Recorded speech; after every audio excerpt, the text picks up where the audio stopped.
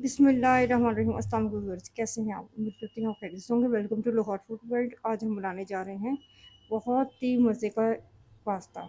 और यहाँ पे हमने लिया है चिकन। चिकन तकरीबन 3 पाव है। इसको ब्रिक ब्रिक क्यूब्स में कटिंग किया हुआ है। अब हम इसको बाउल में ऐड कर देंगे। चिकन पास्ता बनाने के लिए हमें जो चीज़ों की ज़रूरत है, जिंजर गार्लिक पाउडर लिया है, गरम मसाला लिया है, और इधर गरम मसाले के नीचे टिक्का मसाला जो है थोड़ा सा ऐड हो गया है, चिली फ्लेक्स है, रेड चिली पाउडर है, थोड़े थोड़े मसाले हैं, यानी कि हाफ टी स्पून जो है ये red chili powder, half teaspoon ही टिक्का मसाला है, और हाफ टी स्पून ही चिली फ्लेक्स है, 1 टेबल स्पून सॉल्ट है, 1 टेबल स्पून ही वो ginger garlic paste, ginger powder है, गार्लिक पाउडर है, और 1 टेबल स्पून जो धनिया पाउडर है। अब हम इन सब चीज़ों को इसमें ऐड कर देंगे। और इसमें हम 2 टेबल स्पून जो है वो विनेगर ऐड करेंगे, और 2 टेबल स्पून ही हम इसमें सोया सॉस ऐड करेंगे। और इन सब चीज़ों को अच्छी तरह से मिक्स कर लेंगे, और इसको 1 घंटे का रेस्ट दे देंगे ताकि मैरिनेट अच्छी तरह से हो जाए। इसमें अच्छी तरह से जो मिर्च मसाले हैं वो अपने अंदर जो अच्छी तरह से इसमें रच मिच जाए। तो जी मैंने इधर जो है ना पानी बॉईल करने के लिए रख दिया है, क्योंकि हमने इसमें मैक्रोनी जो है पास्ता बॉईल करना है। और इधर मैंने इस शेप की जो है मैक्रोनी, एक इस साइड इस शेप के लिए है मैक्रोनी, एक पैकेट ये डालूंगी इसके अंदर,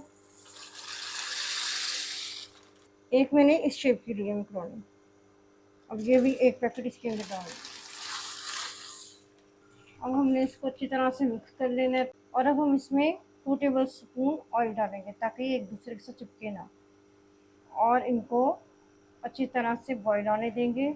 जैसे ही ये सही कंडीशन में आएंगे तो मैं आपको चेक कराऊंगी कि किस तरह की हमें मैक्रोनी चाहिए। तो जी हमारी मैक्रोनी जो अच्छी तरह से बॉईल हो चुकी है।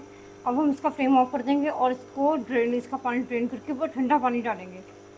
तो जी इधर हमारा चिकन भी मैरिनेट हो गया है, तो इस वजह से मैंने कढ़ाई के अंदर ऑयल डाल दिया है, और जो ऑयल है हमारा वो गर्म हो चुका हुआ है। अब हम मैरिनेट किए हुए चिकन को इसके अंदर ऐड कर देंगे, और इसको इतना फ्राई करेंगे कि इसका कलर चेंज हो जाए। तो जी इधर हमारा चिकन का जो कलर है वो भी चेंज हो चुका है, और चिकन अच्छी तरह से फ्राई भी हो चुका है। अब हम इसमें अपनी वेजीज ऐड करेंगे।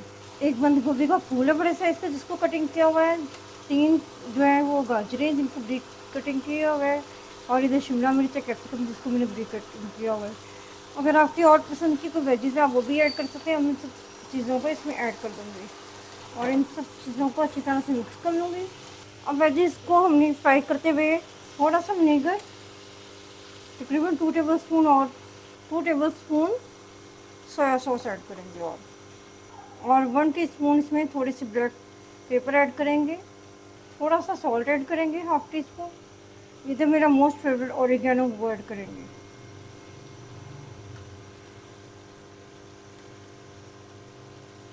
और इन सब चीज़ों सब्जियों को अच्छी तरह से कर लेंगे। फ्राई करने के बाद इसको अच्छी तरह से गला लेंगे ताकि ये अच्छी तरह से पक जाए, कच्ची ना रहे। इतना हम इसको कुक करेंगे, और जितना इसके अंदर वेजिस का जो पानी होता है उसके अंदर ही ये सब गल जाएंगी। अगर आपको नहीं गले तो आप इसमें पानी भी ऐड कर सकते हैं। तो जी कवर हम अब इसको एक साइड पे करेंगे। मैंने इसको कवर करके रख दिया था ताकि जो सब्जियां हमारी वो अच्छी तरह से कुक हो जाए। तो ये आप देख सकते हैं कि सब्जियां जो हमारी वो अच्छी तरह से कुक हो चुकी हुई हैं। अब हम इसमें अपनी मैक्रोनी ऐड करेंगे। तो अगर मैक्रोनी आपकी ज़्यादा बॉयल हो जाए तो आप उसको फ्रिज में भी रख सकते हैं, नेक्स्ट आप बना के खा सकते हैं। अब हम इसको अच्छी तरह से मिक्स करेंगे। यहाँ पे आप टेस्ट नमक कर सकते हैं कि सॉल्ट आपका या स्पाइस आपके अकॉर्डिंग हो तो आप इसमें स्पाइस और नमक ऐड कर सकते हैं अपने टेस्ट के मुताबिक। तो जी अब सब मिक्सिंग होने के बाद जो फाइनल फाइनल जो है ना फाइनल हम इसमें डालेंगे ऑलिव्स। बहुत टेस्टी लगते हैं ये और बहुत फ़ायदेमंद होते हैं। और इसमें हम डालेंगे केचप, और इसमें मायो ऐड करेंगे।